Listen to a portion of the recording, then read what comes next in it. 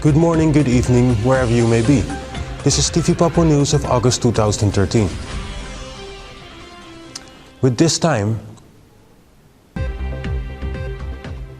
Indonesian armed forces involved in several shootings. Corporations denied the rights of indigenous peoples. Free West Papua campaign opens office in the Netherlands. Cultural parades commemorate the 51st anniversary of the New York Agreement. And Freedom Flotilla begins boat journey to West Papua. But first we begin with Indonesian armed forces involved in several shootings. In Timika, the local KNPB chapter has reported the killing of the 36-year-old Joni Andreas of the Moni tribe. As the victim left her house in the morning, she got suddenly chased by a police unit, in which she got shot in the chest and died. It is still unknown why the police was chasing her. And in Wamana, a mentally ill Erwin Wenda of 27 years old got killed by the police when passing by and making remarks to the police officers. Two eyewitnesses told the officers that he has a nervous disorder and that he should therefore ignore his remarks. However, Officer Lua Luzman ignored this plea and shot him several times, after which he died instantly. According to the witnesses, whom themselves got beaten, arrested and interrogated in an attempt to manipulate their official witness statements. And last month, in Papua village, in the Mukoni district, Indonesian military shot dead an 11-year-old girl when searching for members of the Free West Papua movement, also called the OPM. Arlins Tabuni, the 11-year-old girl, tried to run away when she saw the soldiers approaching her house. The soldiers then opened fire on the girl, who died immediately. At the moment, such incidents with Indonesian army forces involved occurred frequently and are never seriously and independently investigated. This shows the incapability of the Indonesian armed forces to deal with unarmed and peaceful civilians. Last year, especially members of the peaceful youth movement, the KNPB, have been victims of such incidents. Over 30 members have been killed.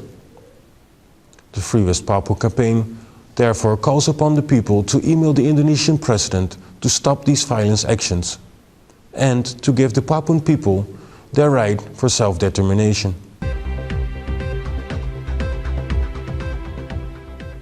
Next, corporations deny the rights of indigenous people. The development of mostly foreign capitalistic corporations within West Papua is of a growing concern for the indigenous Papuans. Latest example is the village Yowit in the Merauke region, where the indigenous leaders have been forced to sign a document of the company PT Majora, one of Indonesia's leading food brands. It was said that they would be accused of being members of a separatist movement when they would deny to sign. This could mean a military crackdown on this village and other villages in the already militarized zone of Merauke. The intellectual forum, Suma Woma, a group of local youth and community members, have occupied the offices of PT Majora and PT Astra, demanding that the company stop their operations in the region. Operations which are destroying their environment, the peace among the villages, and their complete way of living. An intellectual of the Marin tribe, real Marin people live with the land. The forest and wildlife are kept safe. We sit, we stand, we live from the land. We carry out our traditional rituals from the land, and the forest and the animals provide our food. If the land, forest and animals are all gone, and we no longer own them, then the Marintanim people are wiped out and become plastic marine, having to buy what we need for our traditions from the shops. "We don't want to become plastic marined," he said. 3 years ago, the Merauke Regency has been opened for plantation companies in the mega project called mp4. Now, more and more local people have started initiatives to organize to resist these capitalistic companies and to save their traditional and diverse cultures. Next, the Free West Papua campaign opens an office in The Hague. On August 15th, the Dutch section of the International Free West Papua campaign have opened a new office in The Hague, the international city of peace and justice.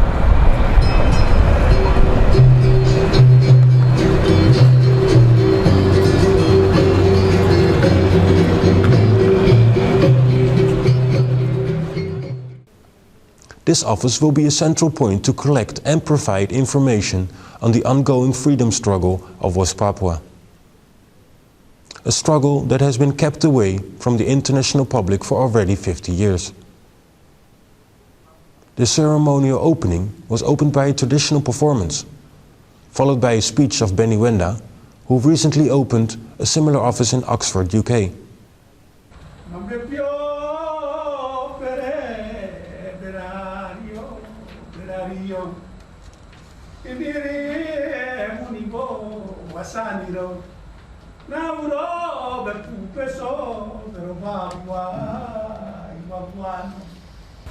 We are officially launching this Netherlands Free West Papua campaign office as a part of this now global struggle to achieve West Papuan independence from Indonesian colonialism.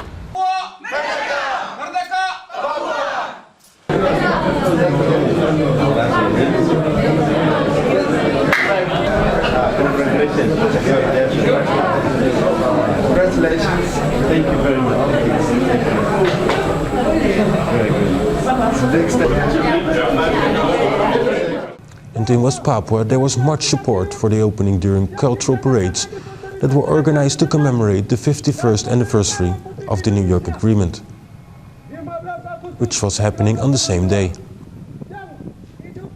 After the opening of the offices in the UK and the Netherlands, Free West Papua campaign will also open offices in the USA, Papua New Guinea, Guyana and Vanuatu. We continue with cultural parades commemorate the 51st anniversary of the New York Agreement. On the 15th of August 1962, in New York, the USA, Indonesia and the Netherlands agreed on the terms to transfer the administration of West Papua from the Netherlands to Indonesia, which was called the New York Agreement. An agreement that 51 years later has turned out to be full of broken promises. To give attention and awareness to this agreement and its broken promises, big cultural parades were organized in Port Mumbai, Wamena, Biak and smaller ones across the country, to demonstrate also against the ongoing threats to the survival of the Papuan culture. Beforehand, police had stated they would allow the cultural parades, but reports from across the country tell about intimidation and arrests before and during the events. At last, the Freedom Flotilla begins boat journey to West Papua. 2 yachts set sail today with about 30 crew members on board. They've been warned that if they enter West Papua waters, they'll be intercepted by Indonesian naval vessels. But the activists say they're highlighting the abuses that West Papuans endure under Indonesian rule. Is something that you cannot turn a blind eye to when you hear some of the horrific things that are happening. All we want to do is make awareness. If everybody on the planet is aware of what is happening, we will be happy. Indonesian authorities say anyone on board could be arrested and detained if the boats arrive without authorisation. Foreign Minister Marty Natalegawa says that after discussions with Australia and Papua New Guinea, all three countries are in agreement. He says Indonesia, Australia and PNG are all on the same page in not wanting a stunt to interrupt or disrupt their relations. Australia recognises West Papua as part of Indonesia, but not all politicians do. Liberal MP Warren Entsch was there to support the flotilla. I'm hoping at some stage that common sense will prevail and we'll be able to see West Papua regain its identity, its true identity. One of West Papua's political leaders, who lives in Australia in self-imposed exile, says Australia needs to take a leadership role in helping bring about self-determination. We hope Australian government can become third party to bring Indonesia and West Papua to sit together to talk about our future. The flotilla is expected to reach West Papua in 13 days. Sam Eichen, World News Australia. Across West Papua, people gathered on the streets to welcome the convoy of peace and justice. Marching, dancing, singing and praying. Speakers addressing the crowd and many wearing the West Papuan flags, calling also for a safe passage of the convoy. And during one of the prayers in a church in Sorong, police arrested 4 of the event leaders on charges of treason. Treason for raising the West Papuan flag. Both in Melbourne, Australia, and The Hague, the Netherlands, international solidarity groups gathered in front of the Indonesian embassies and also calling for a safe passage of the Freedom Flotilla. In this way, showing Indonesia the world is watching. West Papuan Freedom Flotilla supporters gathered at the Foreign Affairs Department's Brisbane offices today to condemn its stance on West Papua. Golkar is cruel in denying West Papuan the right to self-determination and for allowing Indonesian security forces to continue to brutalise the people of West Papua as they have done for the last decades. 4 currently in the Torres Strait. The Freedom Flotilla is a peaceful journey reuniting cultures and struggles of Australia and West Papuan indigenous peoples. It's doing what the Australian government has been failing to do in relation to West Papua, peacefully pursuing self-determination. The Freedom Flotilla is expected to arrive in Merauke, West Papua, in about 3 weeks. We're on the way to West Papua. We are together. Our solidarity is more strong than ever. And that Indonesia should not use military violence.